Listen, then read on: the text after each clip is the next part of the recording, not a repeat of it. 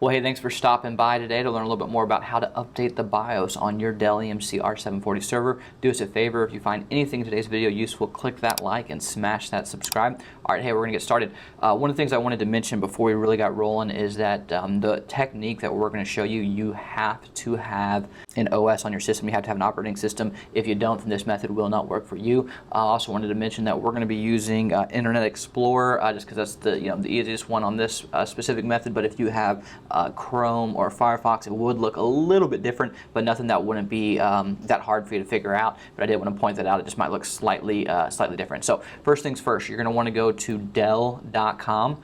Once you go to Dell.com, there's going to be a support tab. You want to click on the support tab. Under the support tab, there's a View All Support. Click View All Support. Go into the search support and type R740. Under the R740, you'll see it say PowerEdge R740. Click R740.